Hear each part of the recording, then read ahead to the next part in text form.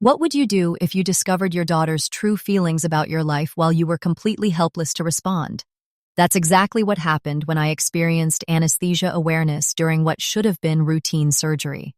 Medical studies show that about 1 in 19,000 patients wake up during general anesthesia, but they don't tell you about the emotional trauma when you hear conversations you were never meant to hear. The muscle relaxants meant I couldn't signal my distress or physically react to what I was hearing. I was buried alive in my own body, forced to absorb every devastating word.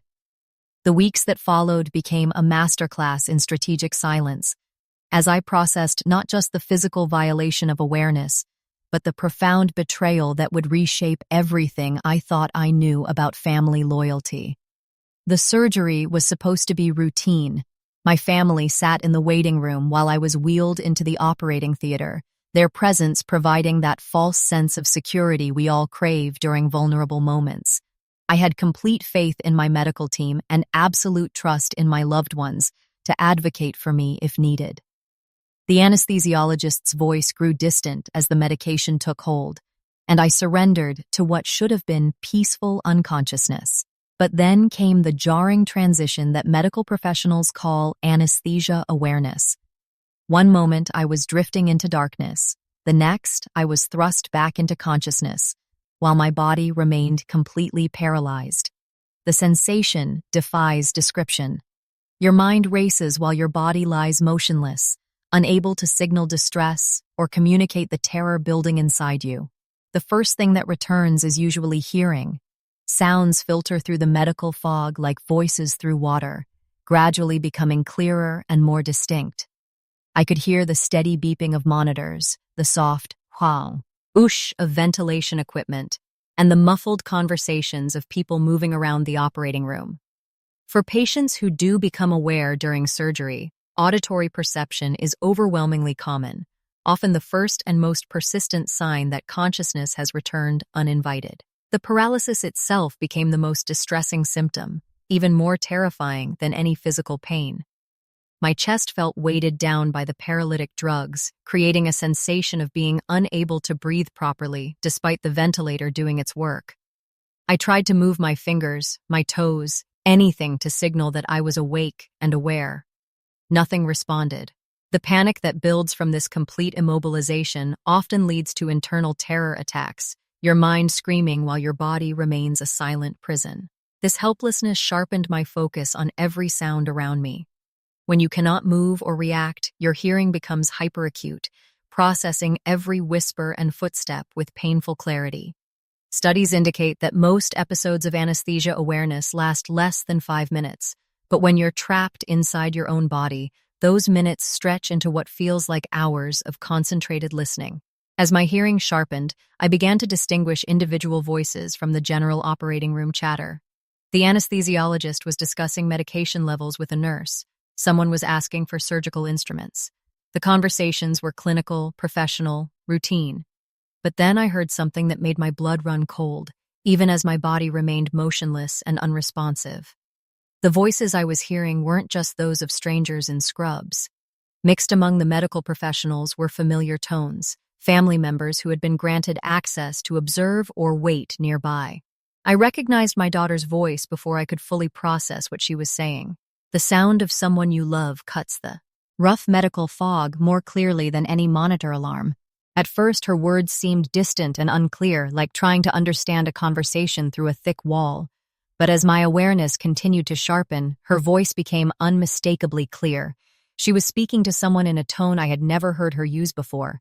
It was calculated, businesslike, completely devoid of the emotion you would expect from someone whose mother was undergoing surgery. The realization that familiar voices belonged to people I trusted most created a new layer of vulnerability. Here I was, completely defenseless and dependent on others for my well-being, and the people closest to me were having conversations they assumed I would never hear. The medical paralysis that trapped me in my own body also made me an unwilling witness to discussions that were never meant for my ears. Medical literature documents the profound psychological trauma that can result from anesthesia awareness. Patients describe feeling violated, not just by the medical procedure, but by the complete loss of control and the inability to protect themselves. When you add family betrayal to that medical trauma, the emotional damage compounds exponentially. As the minutes passed and my hearing became crystal clear, I could distinguish not just who was speaking, but the exact tone and inflection of their words. My daughter's voice carried a cold practicality that I had never heard before. She was discussing my condition with someone, but her questions weren't about my recovery or comfort. They were about something far more calculating. The operating room became a theater where I was forced to play the role of unconscious patient, while my mind processed conversations that would forever change how I viewed my closest relationships. The medical professionals continued their work, unaware that their patient was conscious and listening to every word. Meanwhile, my family members spoke freely, believing I was safely unconscious and unable to hear their true thoughts. Studies show that patients who experience anesthesia awareness often develop post-traumatic stress disorder, chronic anxiety, and recurring nightmares. But the research doesn't address what happens when the trauma isn't just medical. When the voices you hear during your most vulnerable moment belong to people you trust, and those voices reveal betrayals that cut deeper than any surgical incision. The anticipation built as my daughter's conversation continued. Each word became clearer, each pause more significant. I was trapped in a state of hyper-awareness, processing not just the fact that I was conscious during surgery, but that I was about to learn something about my own family that would shatter my understanding of love, loyalty, and trust. Then came the moment that would change everything. My daughter's voice, clear and unmistakable, asked the doctor a question that revealed the true nature of her concern. She wasn't asking about my pain management or recovery timeline. She wasn't inquiring about potential complications or what she could do to support my healing. Instead, she asked how long I had left to live. The question hung in the air above my paralyzed body like a death sentence. But what devastated me wasn't the inquiry about my mortality. It was the tone in which she asked it, and the calculated nature of what would follow that revealed her true priorities. The question my daughter asked the doctor wasn't about my comfort during recovery or whether I was experiencing pain. She wasn't inquiring about potential complications or asking what she could do to support my healing process. Instead, her words revealed a calculated pragmatism that transformed my understanding of her character in an instant. She wanted to know about inheritance timelines and financial planning. Betrayal, ting my potential death as a business transaction rather than a devastating loss. Her tone carried no grief, no concern, no maternal warmth that you would expect from someone whose mother lay helpless on an operating table. The voice I heard was clinical, methodical, devoid of emotion. She spoke to the doctor as if discussing a real estate transaction or investment portfolio, not the life expectancy of the woman who had raised her, supported her, and loved her unconditionally for decades. The emotional impact of hearing your own child discuss your death as a financial opportunity while you're completely paralyzed defies description. Every fiber of my being wanted to scream, to sit up and confront her about what I was hearing. But the paralytic medications held me prisoner inside my own body, forcing me to process this devastating revelation in complete silence. The betrayal cut deeper than any surgical incision could ever reach. This wasn't just financial betrayal. This was a violation of the sacred attachment relationship between mother and child. The parental bond represents our most fundamental connection, the one relationship where we expect unconditional love and protection. When that bond is shattered, there's no safe place to retreat.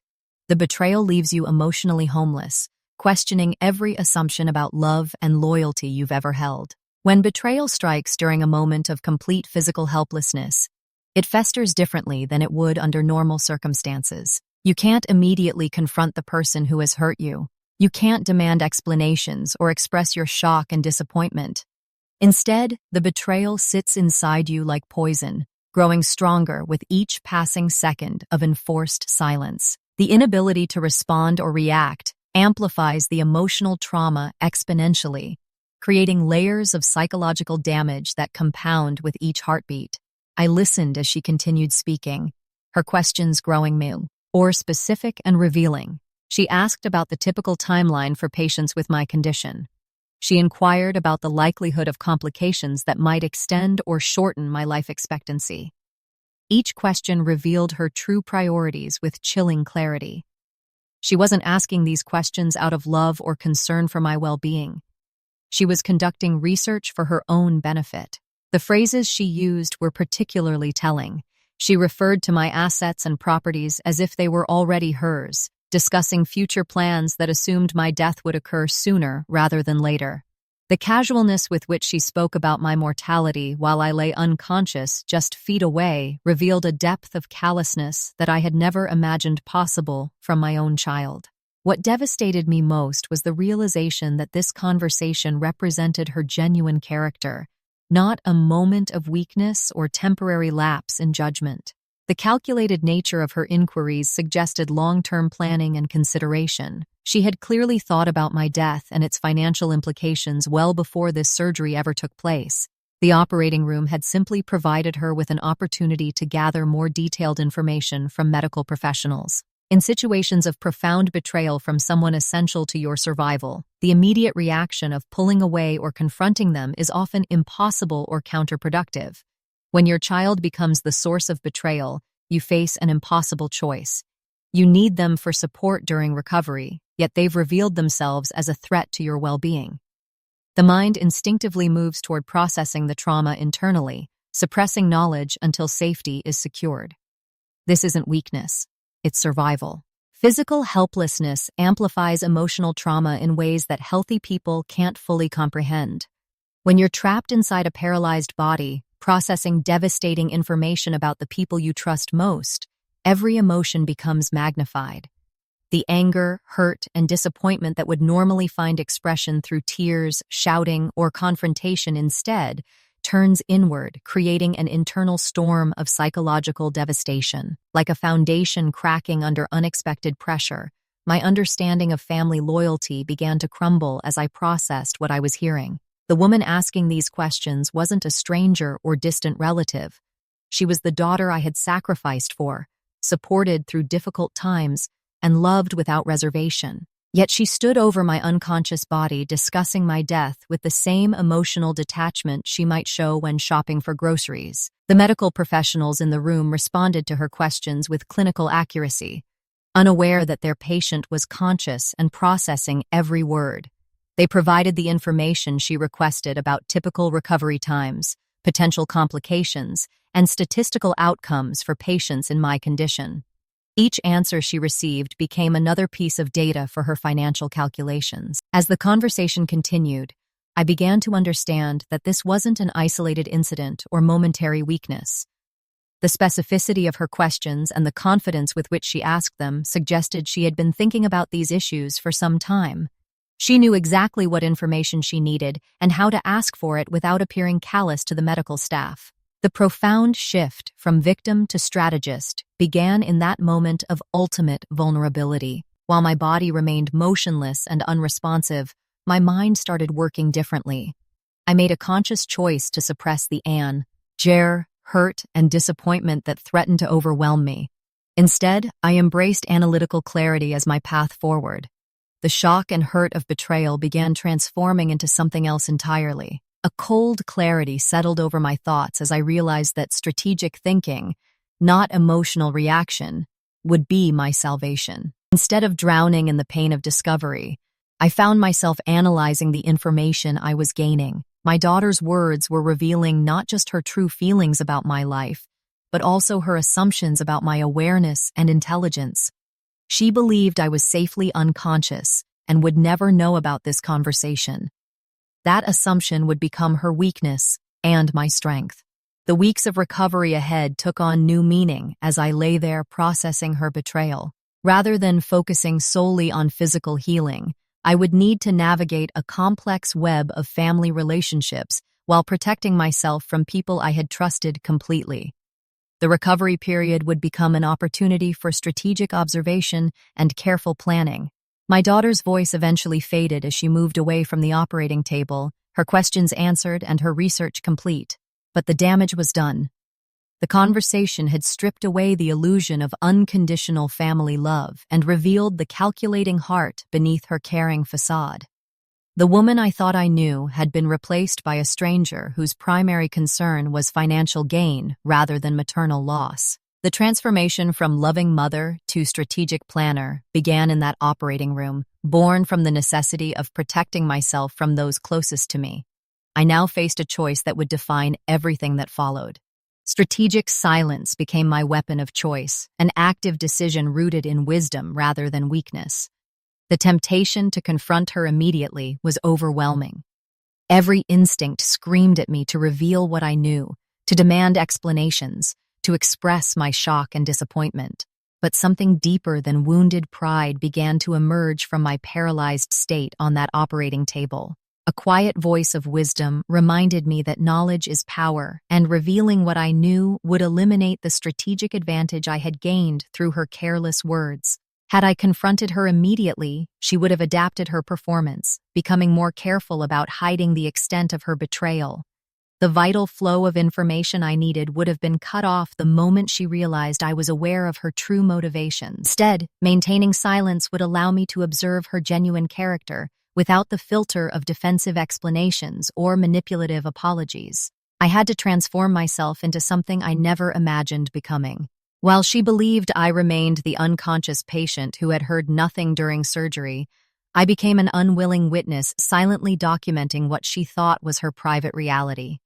She would continue revealing her true nature as long as she believed I remained unaware of her calculations. Balancing the need to process trauma with the strategic advantage of unknown knowledge required extraordinary emotional discipline. The betrayal sat inside me like a stone in my chest, demanding acknowledgement and response. Yet, I recognized that this approach would provide me with comprehensive understanding rather than partial explanations filtered through her attempts at damage control. The internal work required to maintain composure while interacting with someone who had betrayed me demanded every ounce of strength I possessed. When she visited during my recos, expressing concern and asking about my comfort, I had to respond naturally while processing the knowledge of her true motivations. Each caring gesture felt like a performance now, each worried question a continuation of her deception. I developed psychological techniques that transformed my approach entirely. Instead of mental separation, I deployed a psychological shield that allowed me to observe her actions objectively, transforming grief into actionable intelligence. During her visits, I practiced viewing our interactions as information-gathering sessions rather than genuine exchanges between mother and daughter. This emotional detachment protected me from the immediate pain of her false concern, while allowing me to process the deeper implications of what I had discovered. The careful balance between self-protection and strategic positioning required constant vigilance. I needed to appear vulnerable enough that she would continue revealing her true thoughts and plans, while simultaneously building internal strength to handle whatever additional betrayals might surface. Too much apparent weakness might encourage her to accelerate her planning, while too much recovery might make her more cautious about revealing information. Silence became a form of power that transformed my victimhood into strategic positioning. Like a chess player who sees several moves ahead while their opponent focuses only on the current position, I could observe her behavior through the lens of truth, while she remained unaware of my advantage. Her continued deception provided valuable information about her character, her planning, and her assumptions about my intelligence and awareness. Each day brought new evidence of her calculated approach to our relationship. She would ask seemingly innocent questions about my finances, my estate planning, my long-term health concerns. Questions that would have sounded like natural worry from a loving daughter now carried different meaning entirely. I could hear the underlying agenda in every inquiry, the careful probing for information she could use in her planning. The weeks of recovery became a masterclass in reading people's true motivations when you know what to look for. Her body language, her tone of voice, even her choice of visiting times revealed patterns I had never noticed before. She scheduled her visits when other family members weren't present, creating opportunities for private conversations about sensitive topics. She brought up financial concerns with a frequency that seemed excessive for someone genuinely focused on my health and comfort. Apparent vulnerability became my mask for growing strength and clarity. While she saw a recovering patient dependent on family support, I was systematically gathering information about her true character and future plans. The medications I was taking provided perfect cover for memory lapses and confusion, allowing me to ask probing questions that might have seemed suspicious from a fully alert person. Strategic silence taught me that sometimes the most powerful response to betrayal is careful observation, rather than immediate confrontation. By maintaining my composure and appearing unchanged by the surgery, I preserved relationships that might still be worth saving while protecting myself from those that clearly weren't. The silence allowed me to distinguish between family members who genuinely cared about my well-being and those who were primarily concerned with their own interests. The psychological strength required to maintain this facade surprised me. I discovered reserves of emotional resilience I never knew existed. Each interaction became an opportunity to practice self-control and strategic thinking. The pain of betrayal gradually transformed into a sense of empowerment as I realized I could choose how to respond rather than simply reacting from hurt and disappointment. Like a gardener who watches plants carefully to understand their true nature before deciding which ones to nurture, I began observing my family relationships with new clarity. Strategic silence provided the time and space needed to make informed decisions about my future, rather than impulsive choices driven by immediate emotional reactions. The recovery period became an invaluable opportunity for strategic planning and careful consideration of all my options. The foundation for reclaiming control and dignity was built during those weeks of apparent weakness and actual strength.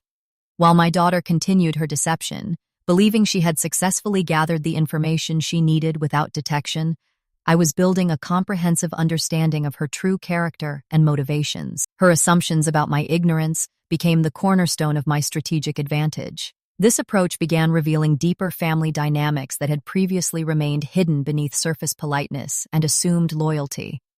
Other family members' responses to innocent questions about my health and future plans provided insight into who else might be aware of or complicit in her calculations. The strategic silence created space for observing the entire family system rather than focusing solely on one betrayal.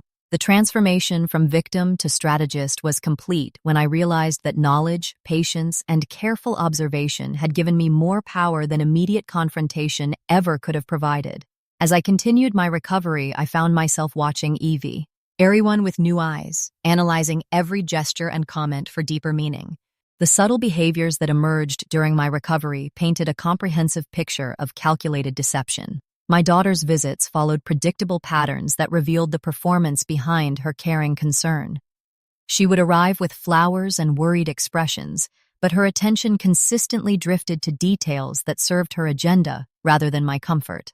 When she asked about my medication schedule, it wasn't to ensure I was managing my pain effectively. She was gauging how the drugs might affect my mental clarity and decision-making capacity, gathering intelligence about the timeline for accessing my assets. Her inquiries about my energy levels carried the same calculating precision. Each question about whether I felt strong enough to handle correspondence or make important decisions was reconnaissance disguised as worry. She was transforming mundane conversations about my recovery into opportunities for financial intelligence gathering, measuring my vulnerability with the same attention a predator gives to wounded prey. The way she handled objects in my room revealed asset cataloging rather than nostalgic curiosity. While speaking about my health and expressing concern for my well-being, her hands would absently examine jewelry pieces, turning them over to check for hallmarks or maker's stamps.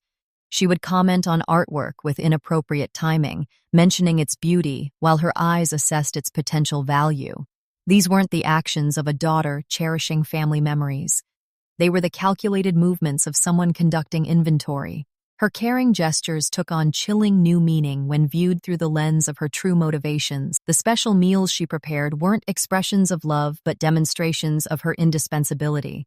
The offers to handle my correspondence and manage my affairs weren't acts of kindness, but strategic posts, engineering for future control.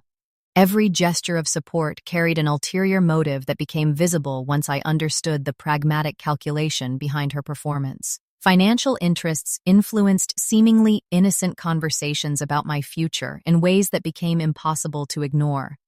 She would express concern about my living alone, suggesting that managing household expenses might become overwhelming as I aged. She worried aloud about my ability to make sound financial decisions if my health declined, positioning herself as the logical person to help with such matters.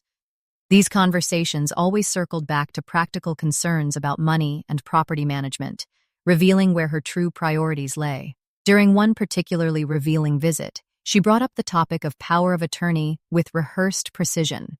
She framed it as a precautionary measure for my protection, explaining how important it was to have someone trustworthy handling my affairs if I became unable to do so myself. The conversation felt practiced, as if she had refined the exact words and timing needed to make her proposal sound reasonable and caring rather than self-serving. Other family members' behavior during visits began revealing the extent of coordinated planning that extended beyond my daughter's individual calculations. My sister asked unusually specific questions about my recovery timeline and returned to normal activities, displaying knowledge about estate planning timelines that seemed suspiciously well-informed.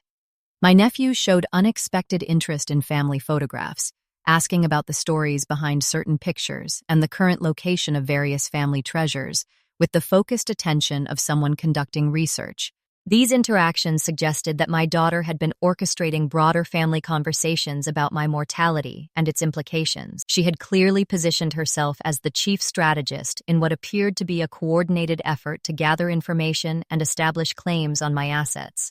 The way other family members deferred to her assessment of my condition and her recommendations for my care revealed an informal hierarchy where she occupied the central position in family communications about my situation. The timing of group visits provided additional insight into existing power structures and information sharing. Family members would exchange meaningful glances when certain topics arose, share knowing looks when I mentioned feeling tired or confused, and demonstrate a level of coordination that suggested previous discussions about my condition and its implications for their futures. The subtle choreography of these interactions revealed planning that extended far beyond spontaneous family concern. My daughter's relationship with these other family members confirmed her role as the primary source of updates about my condition and recovery progress. She had successfully positioned herself as the family's expert on my situation, creating a network of information sharing that served her interests while maintaining the appearance of caring coordination. Other family members looked to her for guidance about my needs and capabilities, suggesting she had been managing the family narrative about my health and future prospects. The recovery period transformed into an intensive education in reading people's authentic motivations when they believe you're vulnerable and dependent on their care. Like a detective gathering evidence, I began documenting patterns of behavior, recording conversations that revealed underlying agendas, and noting inconsistencies between expressed concern and actual priorities. The clarity that emerged from this careful observation was both devastating and empowering. Strategic observation revealed long-standing family dynamics that had remained hidden beneath surface politeness and assumed loyalty. Relationships I had believed were based on genuine affection showed signs of being transactions based on expectations of future benefit. Family members who had seemed supportive and loving demonstrated their true priorities through their focus during my vulnerable recovery period. The questions they asked, the topics they avoided, and their responses to information about my prognosis created a comprehensive picture of where I truly stood in their priorities. Some family members showed genuine concern for my comfort and well-being, asking about pain management and emotional support. Others focused primarily on practical matters related to my ability to maintain independence and manage my affairs. The weeks of recovery taught me that people reveal their authentic selves when they think you're too weak or medicated to notice their true motivations. The masks of social propriety and family loyalty slip away during periods of apparent helplessness, creating the most educational experience of my life regarding human nature and family dynamics. The intelligence I was gathering would inform every future decision about trust, dependency, and relationships. Some connections would need protection and nurturing, while others required careful boundary setting and strategic limitation. But maintaining this level of observation while responding naturally to their deception was becoming an exhausting performance of its own. The physical toll of maintaining this emotional performance became as demanding as any aspect of my recovery. Each morning brought the challenge of interacting naturally with my daughter, responding to her expressions of concern as if I hadn't heard her calculating my death timeline in that operating room. The weight of maintaining this facade while processing deep hurt and disappointment consumed energy I desperately needed for physical healing, creating genuine physiological symptoms that ironically provided perfect cover for my strategic observation. When she would visit and ask how I was feeling, stroking my forehead with what appeared to be genuine tenderness, I had to respond with gratitude while knowing her touch carried ulterior motives. The disconnect between her caring gestures and her true priorities created a constant state of emotional dissonance that manifested in very real physical symptoms. The fatigue from this sustained pretense appeared to medical staff as normal recovery exhaustion, while my loss of appetite from processing betrayal looked like typical post-surgical complications. My genuine emotional distress masked itself as expected patient vulnerability, creating the perfect camouflage for intelligence-gathering activities. The cognitive dissonance involved in this performance required constant internal self-correction. Every interaction demanded split-second calculations as I asked myself, what would the unsuspecting mother do now? The mental effort of maintaining these responses while grieving the loss of my daughter's genuine love was exhausting beyond measure. I had to remember my lines, maintain consistent character responses, and never break from the script while my heart was breaking. This internal monologue highlighted the active, strategic intellectual work being done during a time of supposed vulnerability. The specific moments while Hen maintaining this facade became almost unbearable, arrived without warning. She would bring me soup and sit beside my bed, speaking softly about how worried she had been during the surgery. The irony was crushing. While she spoke of her fear of losing me, I knew she had actually been calculating the financial benefits of that exact outcome. These conversations required every ounce of self-control I possessed to respond appropriately without revealing what I knew. During one particularly difficult visit, she brought photo albums and suggested we look through family memories together. As she turned the pages, commenting on treasured moments from her childhood, I noticed how her fingers lingered on pictures that included valuable family heirlooms or significant properties. Her nostalgic commentary was peppered with questions about the current location of certain items and their sentimental value to the family. The manipulation disguised as bonding was almost unbearable to witness without reaction. My daughter's continued deception during recovery added layers to the original betrayal that compounded the emotional trauma. She didn't simply maintain distance or show less concern than expected. Instead, she actively performed the role of devoted daughter while pursuing her agenda behind the scenes. She would schedule appointments with my financial advisor, claiming she wanted to ensure my affairs were properly organized for my peace of mind. She researched long-term care facilities, explaining that she was being proactive about my future needs. The internal strength required to respond appropriately to these false expressions of love and concern demanded resources I didn't know I possessed. When she would hold my hand and tell me how much she needed me in her life, I had to summon genuine-looking emotional responses while processing the knowledge that she was actively planning for my absence. The sustained pretense resulted in sleep disturbances and genuine fatigue that actually aided my deception, as this inherent post-surgical emotional strain provided a natural mask for my strategic observation. The growing awareness that her level of deception required long-term planning and cold calculation added another dimension to my emotional burden. Her questions and behaviors weren't spontaneous reactions to my health crisis. They represented months or possibly years of strategic thinking about my eventual death and its financial implications. She had been viewing our relationship through the lens of inheritance planning, while I had believed we shared genuine maternal bonds. Her conversations with other family members revealed a network of coordination that suggested extensive prior planning. She spoke knowledgeably about estate law and inheritance procedures, demonstrating research that had clearly been conducted long before my surgery. The realization that my mortality had been a topic of family discussion and financial planning, while I remained blissfully unaware, added profound sadness to my anger and disappointment. Sleep became elusive as my mind processed the day's performances and prepared for tomorrow's continued deception. Dreams were filled with confrontations I couldn't have in reality, arguments where I could finally express my hurt and disappointment. I would wake feeling as exhausted as if I had actually engaged in these emotional battles, then face another day of pretending ignorance while she continued her calculated expressions of concern. Yet gradually, I began to realize that maintaining strategic silence was building invaluable emotional resilience within me.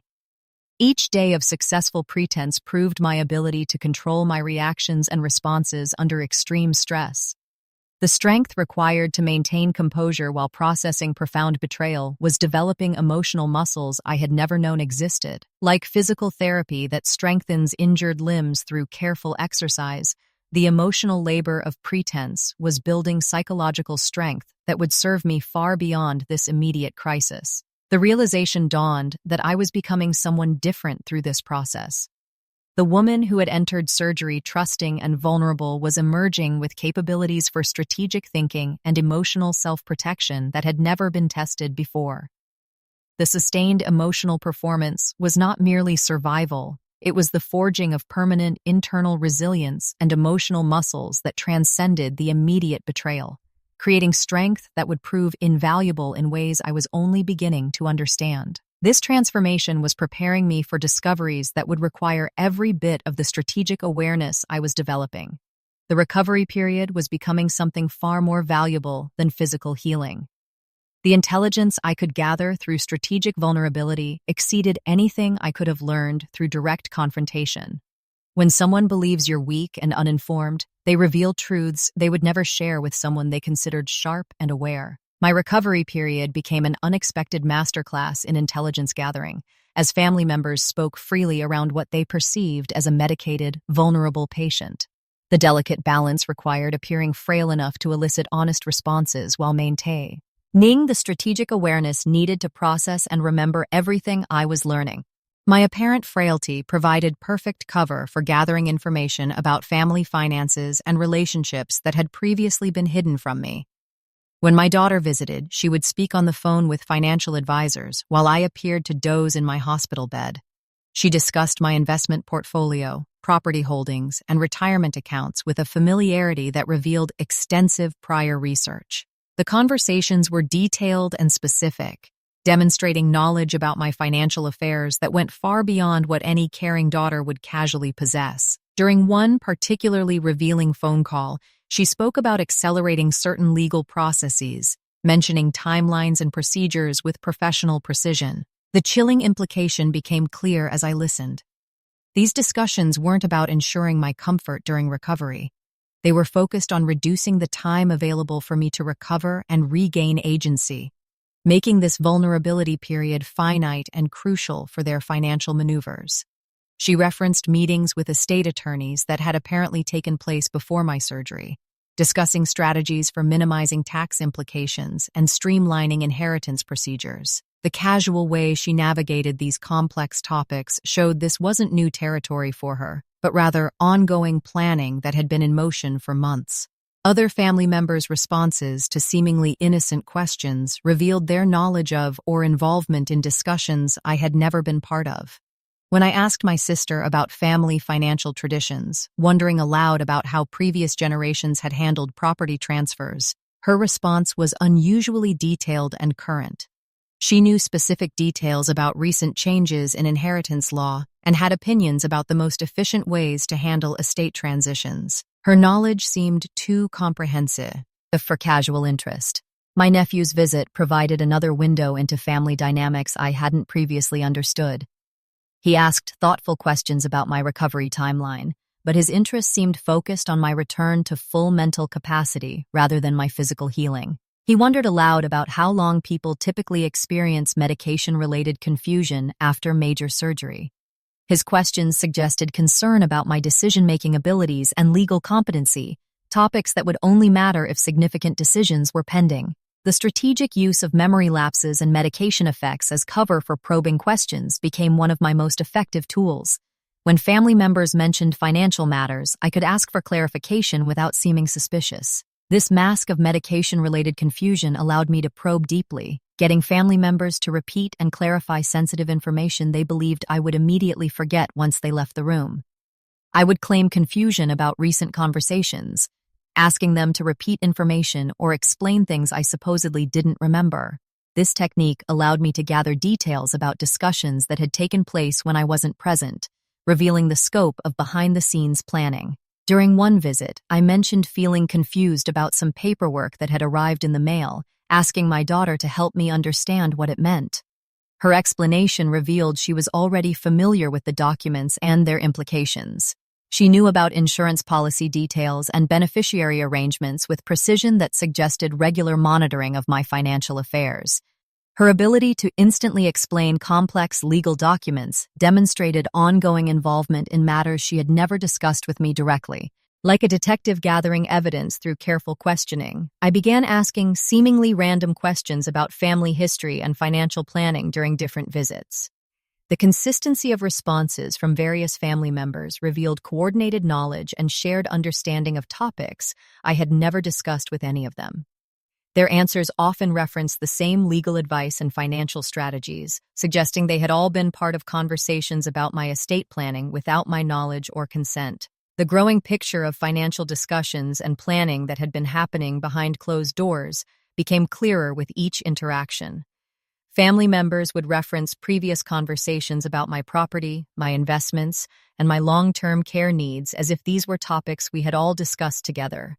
When I expressed confusion about these references, they would quickly change the subject, but their initial responses revealed extensive prior planning and coordination. My daughter's comfort level with handling my personal affairs during my recovery demonstrated access and involvement that went beyond temporary assistance. She knew passwords for financial accounts, had contact information for my professional advisors, and possessed copies of important documents that I had never given her.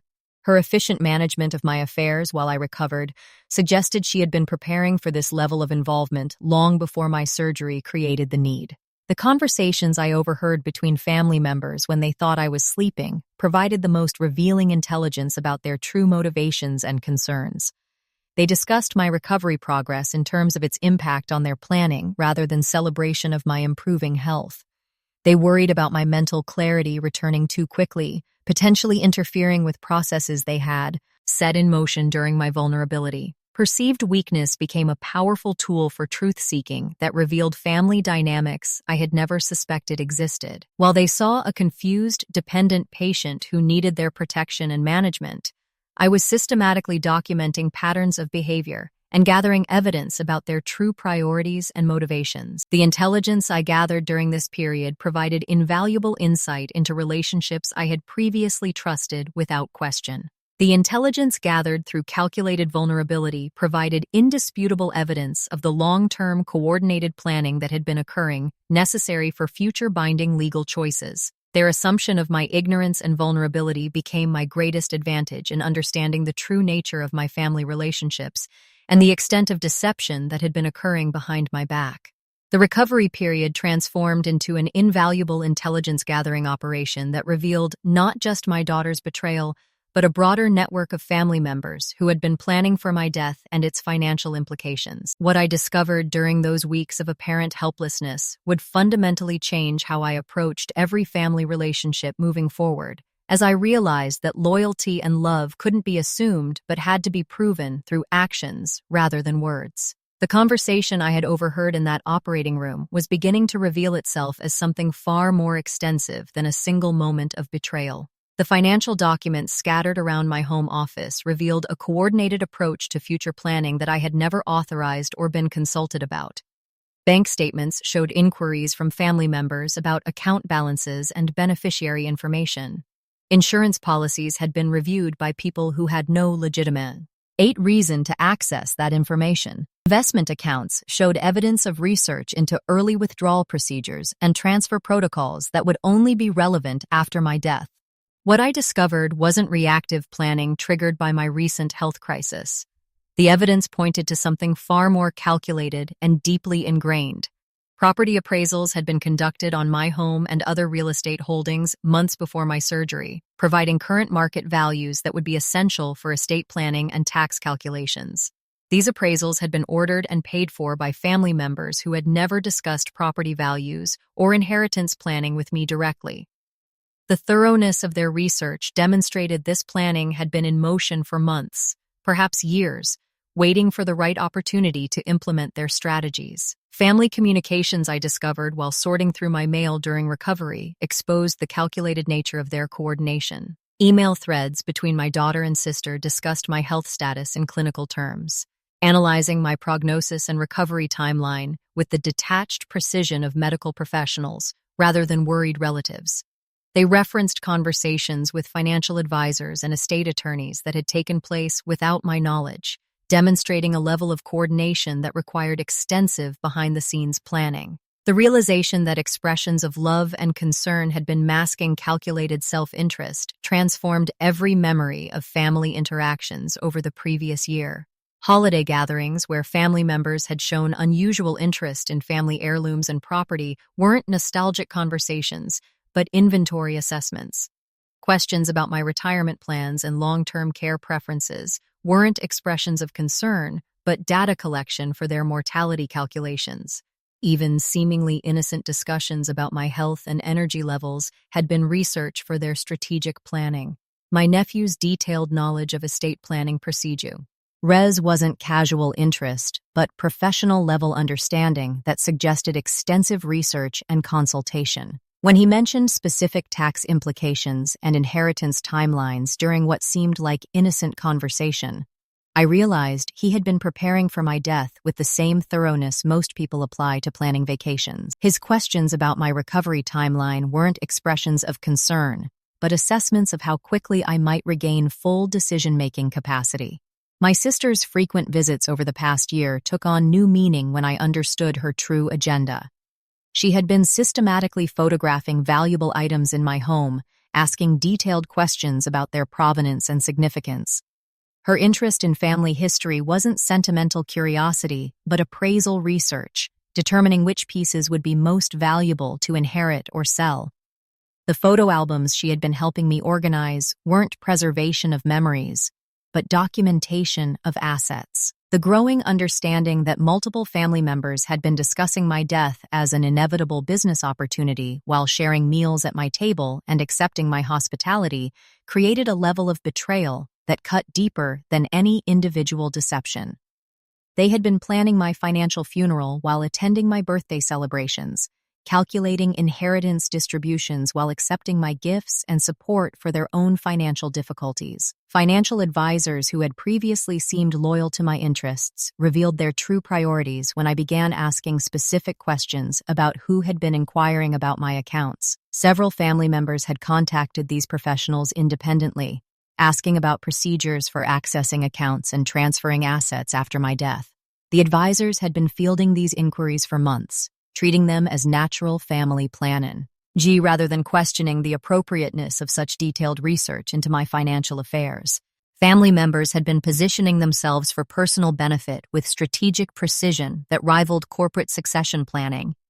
My daughter had established herself as my primary caregiver and most trusted family member, creating a position of influence that would be crucial when decisions needed to be made about my care and finances. My nephew had been building relationships with my legal team, positioning himself as a knowledgeable family representative who could handle complex estate matters efficiently. The coordination extended to their public personas and family narratives about our relationships. They had been cultivating reputations as devoted, sacrificing family members who were making tremendous personal investments in my well-being and care. These carefully constructed images would provide moral authority and family support when it came time to make decisions about my assets and care, ensuring their claims would be viewed sympathetically by outside parties. Legal documents I had never seen revealed consultations with estate attorneys about procedures for challenging wills, establishing conservatorships, and managing assets when family members became incapacitated. The research was thorough and professional, covering contingencies for various health scenarios and legal challenges that might arise. They had been preparing for every possible outcome of my health crisis, except the one that actually occurred: my survival and comprehensive discovery of their planning. The full scope of family betrayal became clear as I processed months of coordinated deception disguised as loving concern.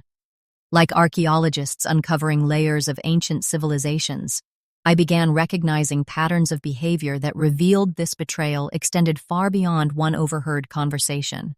Family members had been positioning themselves strategically for months, establishing relationships with my professional advisors, researching legal procedures, and coordinating their approaches to maximize their individual benefits when I was no longer able to protect my own interests. Yet alongside this devastating realization came profound clarity about the path forward. The knowledge I had gained about their true priorities and motivations provided the foundation I needed to make informed decisions about protecting my interests and restructuring my relationships based on observed reality rather than assumed loyalty. The comprehensive understanding of their strategic planning would become the cornerstone of my own strategic response, as I began implementing changes designed to protect my autonomy while maintaining relationships that still held genuine value. The weeks of strategic silence had built more than just intelligence about their planning. They had forged something entirely new within me.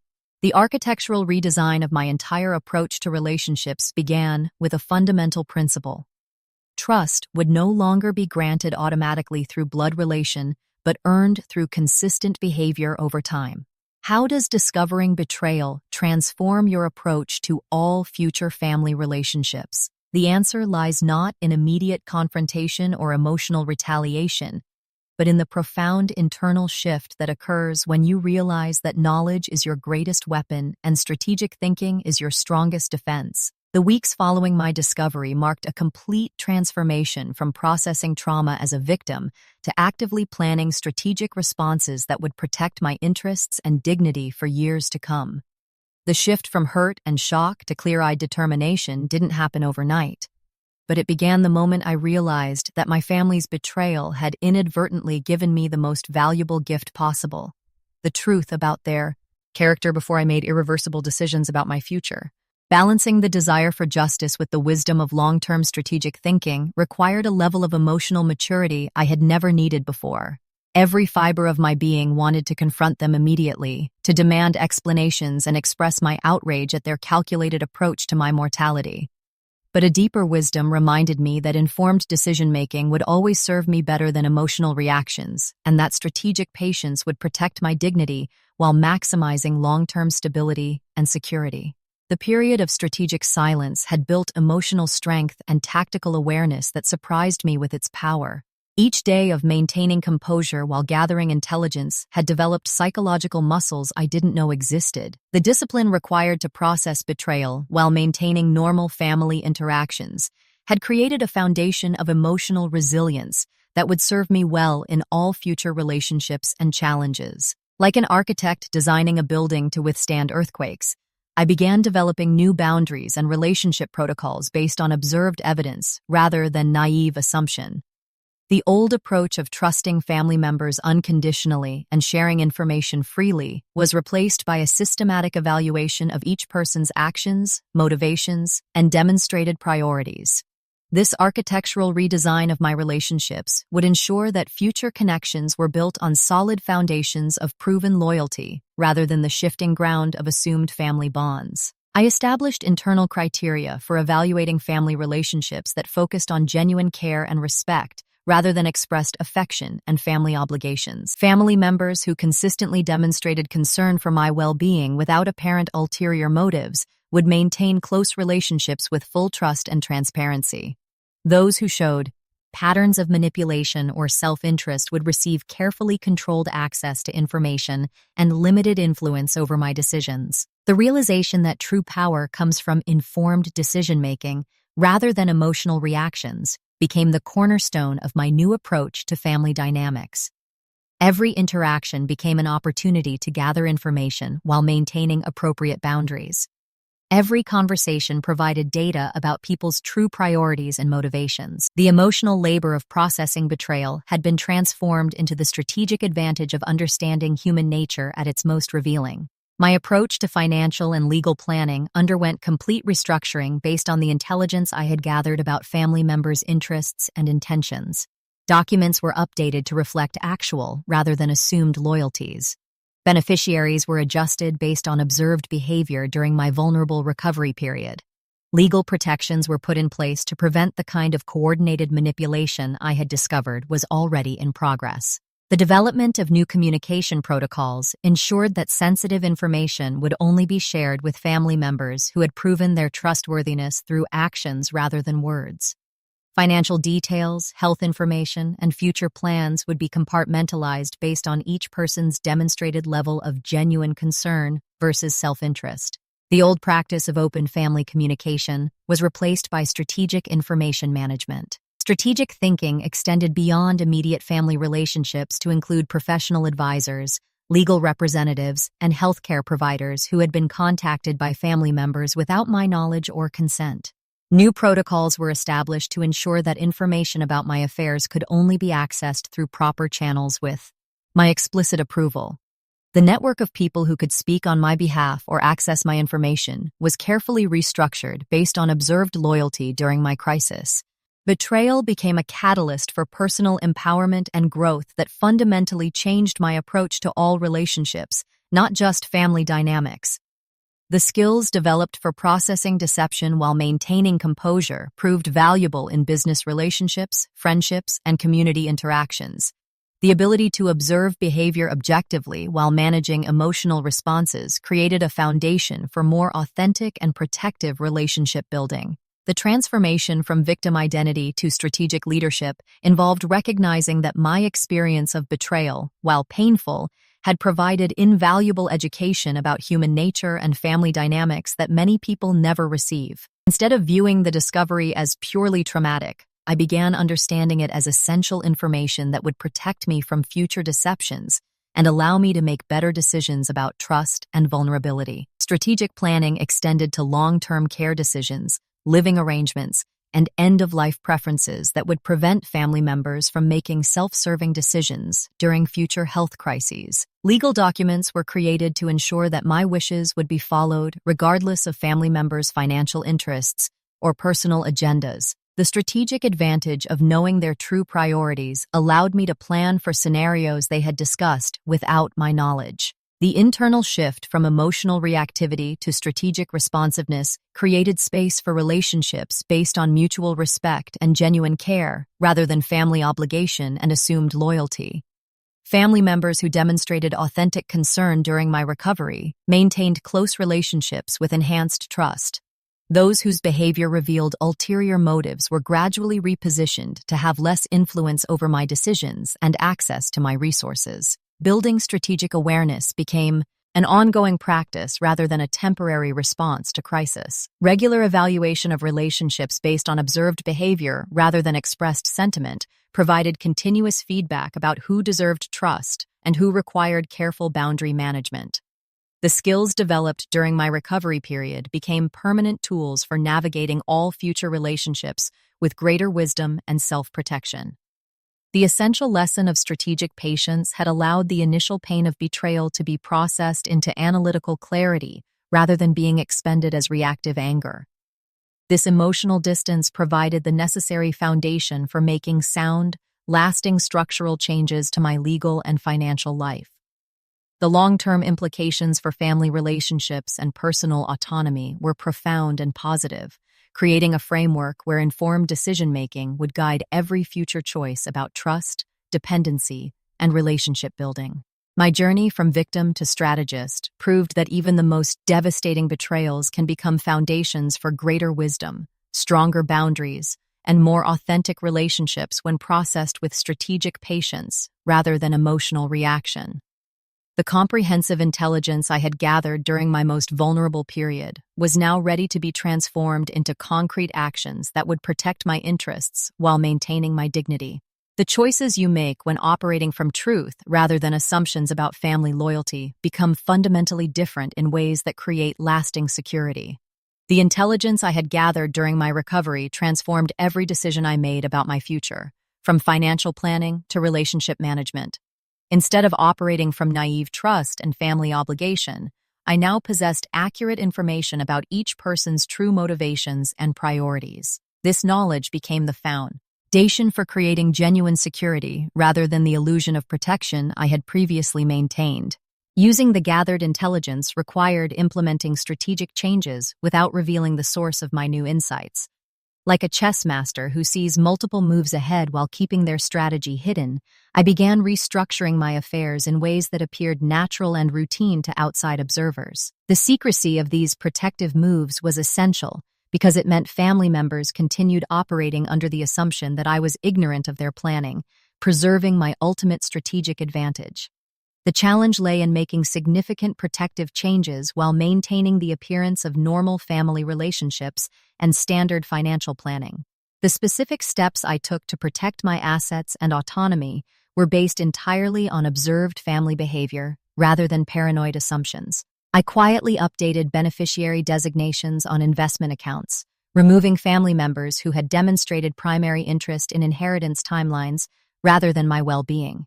Life insurance policies were restructured to reflect actual rather than assumed loyalties, with proceeds redirected away from those who had been calculating my death as a financial opportunity. Legal protections were quietly put in place during my recovery period while family members assumed I was too weak and medicated to handle complex decisions. I met privately with estate attorneys to establish ironclad directives about my care and financial management that would prevent the kind of coordinated manipulation I had discovered. Power of attorney documents were revised to eliminate family members who had shown more interest in accessing my accounts than ensuring my comfort. A comprehensive trust structure was established that would protect my assets from family members who viewed my death as a business transaction rather than a personal loss. The trust included ironclad directives tied to demonstrated care and respect rather than blood relation or expressed affection. Family members who had shown genuine concern during my recovery maintained their positions, while those whose primary focus had been financial gain found their access significantly restricted. The restructuring of client loyalty became essential for protecting confidentiality and cementing my reclamation of authority over my professional network. Financial advisors who had been providing information to family members without my explicit consent were replaced with new professionals who understood the importance of confidentiality and client loyalty. Banking relationships were restructured to prevent unauthorized inquiries about account balances and beneficiary information. Investment strategies were adjusted to include protections against premature liquidation attempts and unauthorized transfers that family members had been researching. The careful restructuring of family relationships required balancing truth-based boundaries with the maintenance of surface harmony that would prevent defensive reactions or escalated manipulation attempts. Family members who had demonstrated authentic concern during my recovery continued to receive regular updates about my health and plans. Those whose behavior revealed ulterior motives found themselves gradually excluded from sensitive conversations and financial discussions. Like a gardener who prunes diseased branches while nurturing healthy growth, I began allocating my time and emotional energy based on observed loyalty rather than assumed family bonds. Visits and phone calls were scheduled more frequently with family members who had shown genuine care, while those who had been primarily interested in inheritance timelines found their access naturally diminished through busy schedules and prior commitments. The strategic advantage of making these changes while family members remained unaware of my discovered betrayals was immense. They continued operating under their original assumptions, allowing me to observe their ongoing behavior without the defensive adaptations that would have occurred if they knew their deception had been discovered. Their continued transparency provided additional confirmation of their true priorities. Holiday gatherings and family celebrations became opportunities for further observation and relationship assessment rather than obligations driven by family tradition. Seating arrangements, gift-giving patterns, and conversation topics were all adjusted to reflect actual rather than assumed relationships. Family members who had demonstrated genuine care found themselves in positions of greater intimacy and influence, while those whose behavior had revealed self-interest were subtly repositioned to have less access to sensitive information. Communication protocols were established that ensured important information would only flow to family members who had proven their trustworthiness through consistent actions over time. Health updates, financial decisions, and future plans were shared selectively based on demonstrated loyalty rather than family hierarchy or traditional expectations. The old practice of open family communication was replaced by strategic information management that protected my interests while maintaining appropriate relationships. Knowledge became power when applied strategically rather than reactively, transforming my approach to every aspect of family interaction. Instead of confronting betrayals with emotional outbursts that would have damaged relationships and eliminated my strategic advantage, I used the information to create sustainable protection that would serve me for years to come. The emotional satisfaction of immediate confrontation was replaced by the deeper security of long-term strategic planning. Healthcare directives were updated to reflect observed family priorities, ensuring that medical decisions would be made by people who had demonstrated genuine concern for my well-being, rather than those who had been calculating the financial implications of various health outcomes. Living will provisions were structured to prevent family members from making self-serving decisions about my care based on inheritance considerations, rather than my comfort and dignity. Property management and maintenance responsibilities were redistributed to reflect actual, rather than assumed reliability and care. Family members who had shown consistent concern for my well-being were granted greater access and responsibility, while those whose primary interest had been property values and inheritance potential found their involvement limited to appropriate boundaries. The transformation of relationships based on truth rather than assumption created a foundation for genuine security that had been impossible when operating from naive trust. Family gatherings became more authentic as they reflected actual rather than performed affection. Conversations became more meaningful when shared with people whose demonstrated care matched their expressed concern. Informed decision-making created a foundation for genuine security and peace of mind that had been impossible when basing choices on assumptions about family loyalty. Every financial decision, every legal document, and every relationship boundary was now grounded in observed reality rather than hopeful expectations. The security I had built was real rather than imagined, based on proven trustworthiness rather than blood relation. The months that followed would reveal whether choosing strategic patience over immediate confrontation had been the wiser path. The long-term advantages that emerge from choosing wisdom over immediate confrontation reveal themselves through sustained empowerment rather than fleeting satisfaction. The months following my recovery became a testament to the power of strategic patience, as I watched my careful planning create layers of protection that no emotional outburst could have achieved. While every instinct had screamed at me to confront my family immediately after discovering their betrayal, the decision to remain silent while implementing protective measures proved to be the most empowering choice I had ever made. The ongoing benefits of maintaining strategic silence revealed themselves gradually, like a slow-developing photograph that becomes clearer with time. Each week that passed allowed me to make additional adjustments to my legal and financial structures without triggering defensive reactions from family members who remained unaware of my knowledge. The protective measures I implemented during this period created a foundation of security that would have been impossible to establish if I had revealed my hand too early. The temptation to confront my daughter and demand explanations for her calculating questions about my life expectancy remained constant during those first months. Late at night, when sleep eluded me and the weight of her betrayal felt heaviest, I would rehearse confrontational conversations in my mind.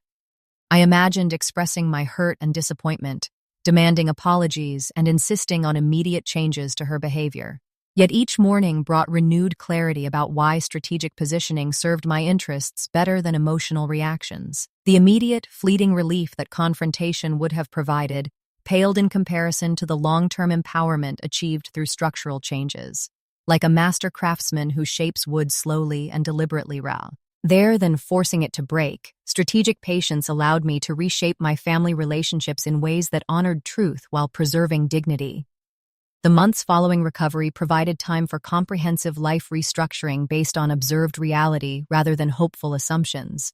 Legal documents were updated gradually, financial structures were reinforced systematically, and relationship boundaries were adjusted methodically, creating changes that appeared natural rather than reactive. Family members' continued deception provided ongoing intelligence about their true characters that proved invaluable for long-term planning. My daughter maintained her performance of devoted concern while simultaneously pursuing her financial research behind the scenes. She continued scheduling appointments with my advisors, researching legal procedures, and coordinating with other family members about my affairs. Her assumption that I remained ignorant of her agenda allowed me to observe her authentic priorities without the filter of defensive behavior. During family gatherings over those months, I watched interactions with new understanding of the dynamics at play. Conversations that had previously seemed like natural family bonding now revealed their true purposes as information gathering sessions and strategic positioning. My nephew's questions about my health carried different meaning when I understood his interest in inheritance timelines. My sister's comments about my energy levels reflected her calculations about my longevity rather than genuine concern about my well-being. The ultimate clarity gained through this period of strategic observation allowed me to distinguish between genuine concern and financial interest with precision that validated the entire strategic process as a necessary tool for true security. The peace that settled over me as I made decisions based on observed reality rather than hoped-for loyalty was profound and lasting. Instead of the constant anxiety that comes from trusting people whose true motivations remain hidden, I found myself operating from a position of clarity and strength. Like a ship's captain who navigates by stars rather than wishful thinking about weather patterns, I began charting my course based on reliable information rather than optimistic hopes about family loyalty. The strategic patience I had maintained allowed me to distinguish between family members whose concern was genuine and those whose interest was primarily financial. This clarity enabled me to preserve relationships worth saving while protecting myself from those that posed ongoing threats to my well-being. The realization that strategic patience had preserved authentic relationships while exposing false ones brought unexpected gratitude for the betrayal that had initially devastated me. My nephew, whose behavior during my recovery had revealed genuine care mixed with financial interest, responded positively when I gradually shared more responsibility and trust with him. My sister, whose actions had demonstrated consistent self-interest, found her access to sensitive information naturally limited without dramatic confrontations or family conflicts. Mature wisdom creates better outcomes than impulsive reactions because it allows for comprehensive solutions rather than temporary fixes. The emotional satisfaction of confronting my daughter immediately would have provided momentary release, but would have eliminated my ability to make informed decisions about our long-term relationship. Strategic patience allowed me to address the betrayal through structural changes that protected my interests while maintaining the possibility of genuine reconciliation if her behavior changed over time. The months of strategic silence had also provided me with emotional processing time that proved essential for making sound decisions. The initial shock and hurt of discovery had gradually transformed into analytical clarity that served my interests better than reactive anger. I found myself approaching family relationships with the same strategic thinking I had once applied to business decisions, evaluating each interaction based on demonstrated results rather than emotional attachments. Professional relationships were strengthened during this period as I worked with advisors who respected my confidentiality and supported my strategic approach to family dynamics. Estate attorneys who had previously fielded unauthorized inquiries from family members now understood the importance of protecting my privacy and following my explicit instructions about information sharing. Financial planners helped structure arrangements that reflected observed loyalties rather than assumed family bonds. The legal and financial structures I established during this period of strategic patience created multiple layers of protection that emotional confrontation could never have achieved. Trust arrangements, healthcare directives, and estate planning documents were crafted to prevent the kind of coordinated manipulation I had discovered while ensuring that genuine care and loyalty would be appropriately recognized and rewarded.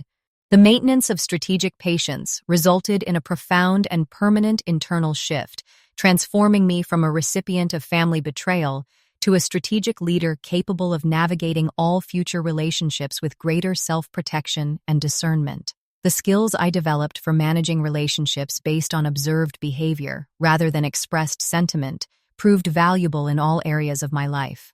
Business relationships, friendships, and community connections all benefited from the increased awareness and strategic thinking that had emerged from processing family betrayal with wisdom rather than emotion. The lasting impact of choosing intelligence over emotion in this family crisis created a foundation for navigating future challenges with greater wisdom and self-protection.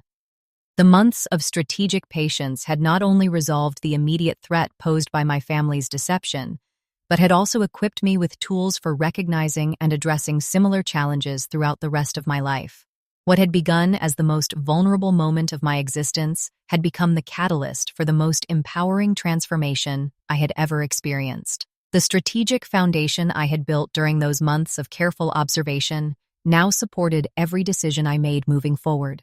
True strength emerges not from avoiding betrayal, but from transforming our response to it into lasting wisdom and protection. The months of strategic silence and careful observation created something far more valuable than immediate confrontation ever could have achieved.